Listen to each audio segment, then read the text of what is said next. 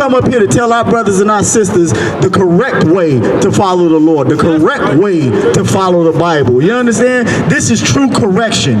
Brotherhood and sisterhood and being able to love your brother is being able to take correction. You understand what I'm saying? Now, we tend to go in on brothers because we're supposed to be the head of the house. We're supposed to be the man. We're supposed to be leaders. You understand what I'm saying?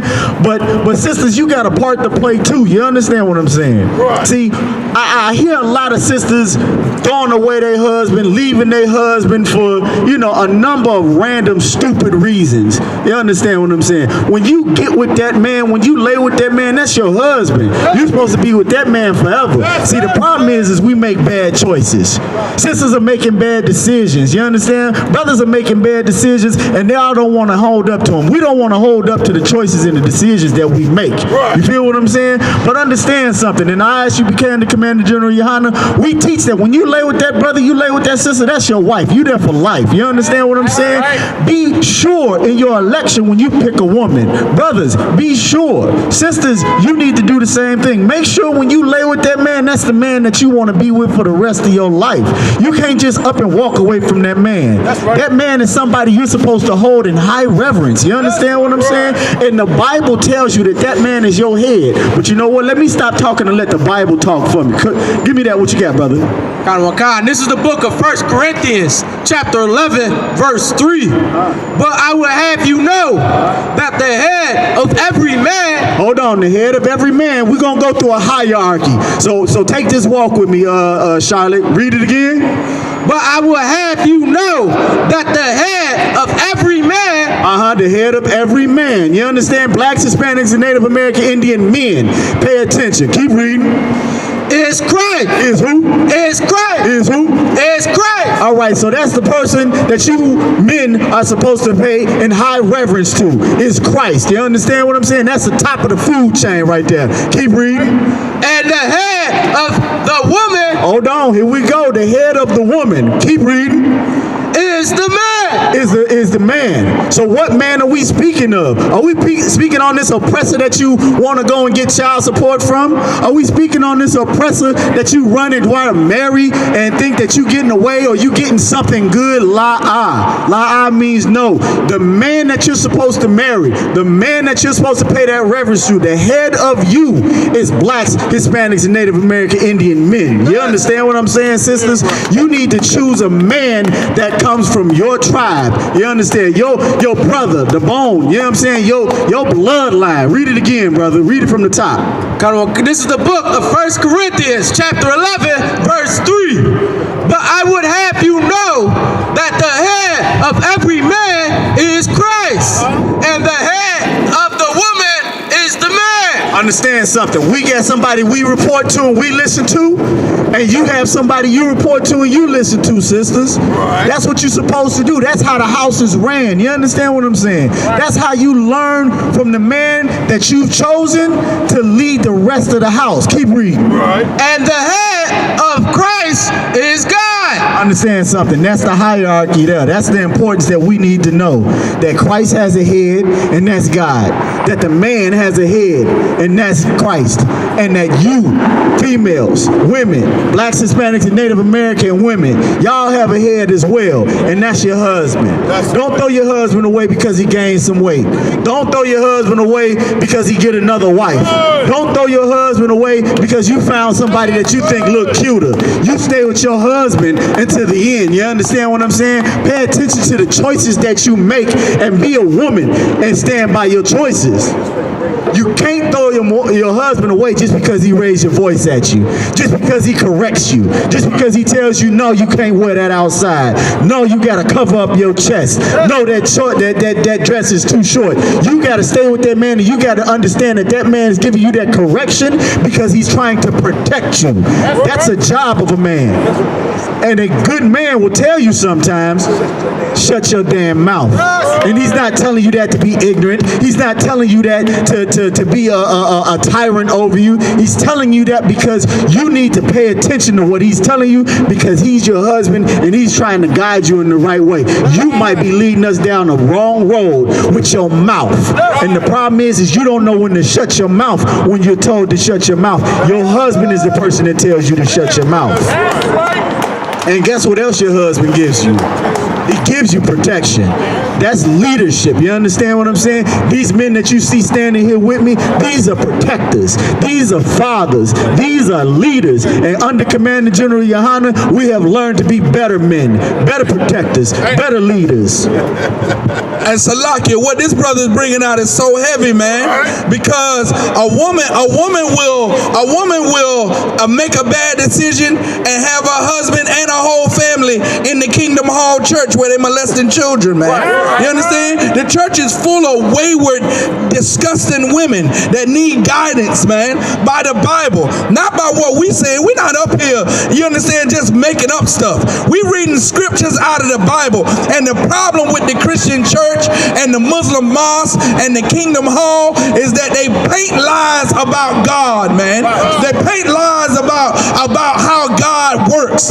And God is a God, he's a man of war. You understand? He's not some kissing you in the face, hugging power, man. The Lord destroyed Egypt, destroyed Sodom and Gomorrah, destroyed whole civilizations, man. You're dealing with a power that if you don't obey what he says, you'll die. You understand? You're dealing with a power that if you molest children, you'll go to jail. You understand? You're dealing with a God of consequence, man.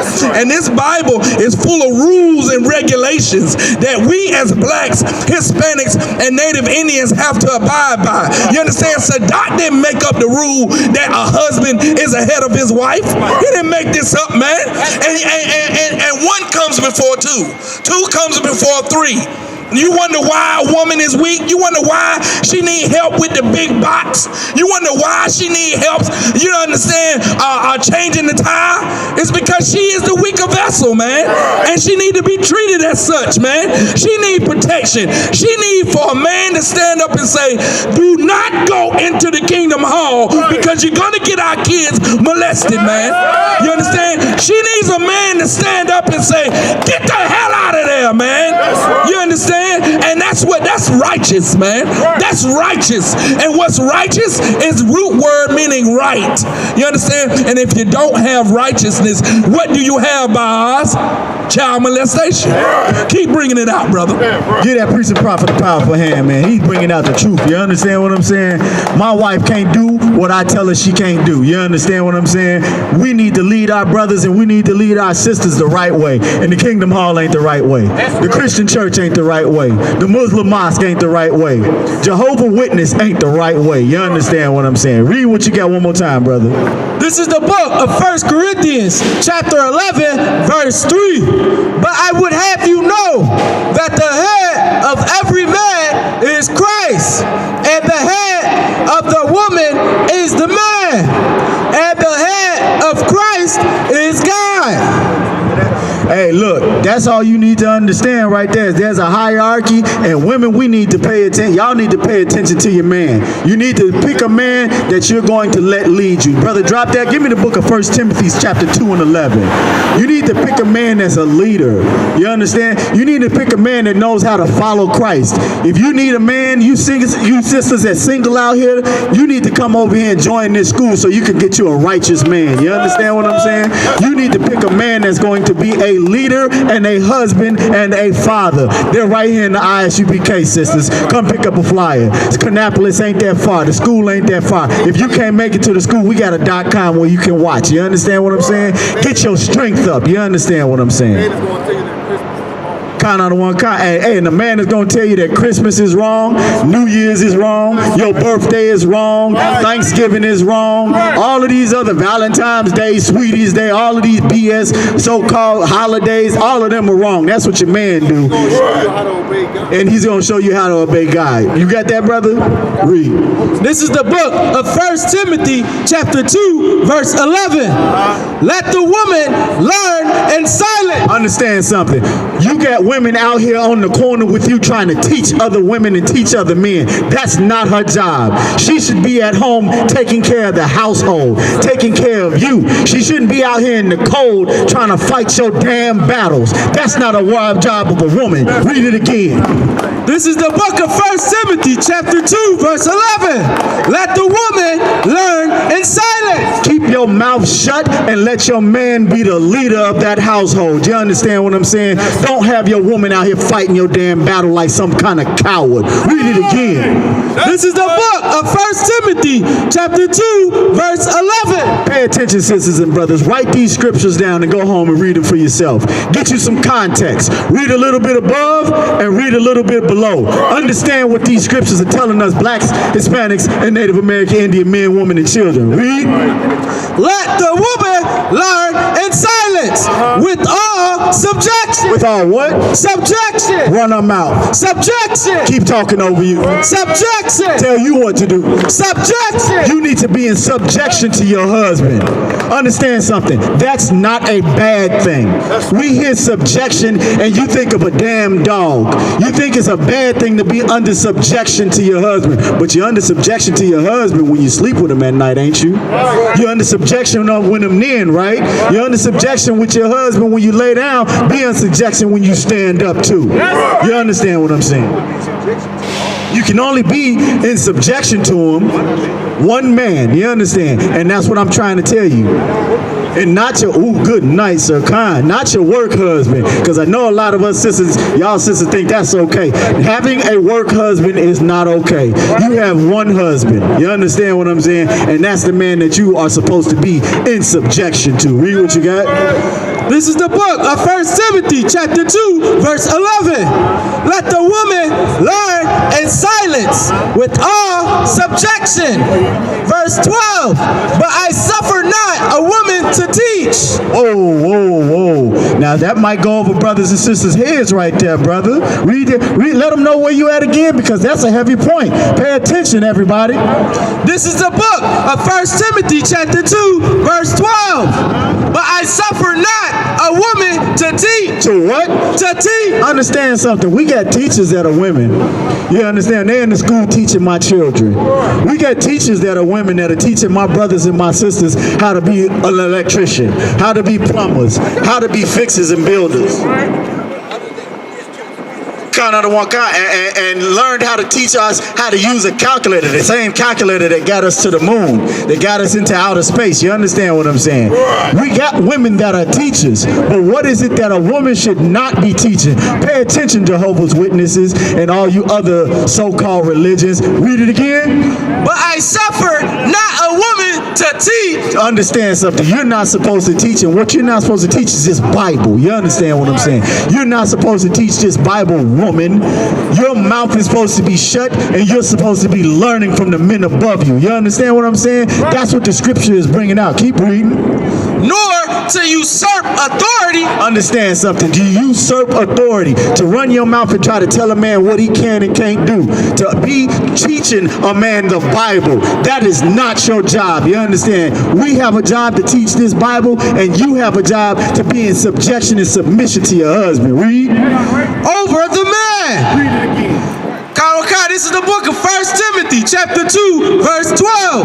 But I suffer not a woman to teach, nor to usurp authority over the man. That's the Bible speaking. Keep reading.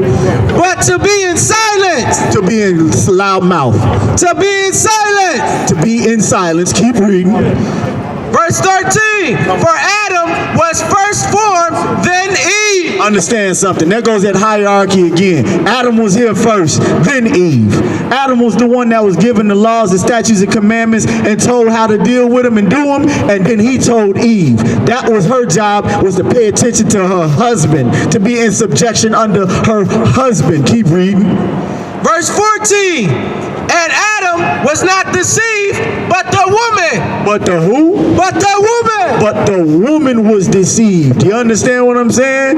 That's why you need to be quiet. That's why you need to be in the subjection to your husband. That's why the man was placed above you. And when you decide to run off and do your own thing, you decide to go and do what you want to do and be on your own accord, what happens? What happens to the woman? But the woman being deceived. She gets deceived. Who's the deceiver on the earth? This so-called oppressor, this colonizer, the person you run for child support for, the person you have lock your man up when he raises his voice at you, the person that you run away from. You understand? That you're supposed to run away from, but you sisters run to. You sisters go and be subjection under a man that does not care about you, your well-being, your children's well-being, or that husband that you're throwing away. You understand what I'm saying? Keep reading. Slakia. But the woman being deceived was in the transgression. The woman was wrong, not the man. So the woman was wrong because she didn't pay attention. She didn't stick close to her husband's side like she was supposed to. Keep reading. Verse 15. Notwithstanding, she shall be saved in childbearing. Understand something. That's your job. That's your salvation.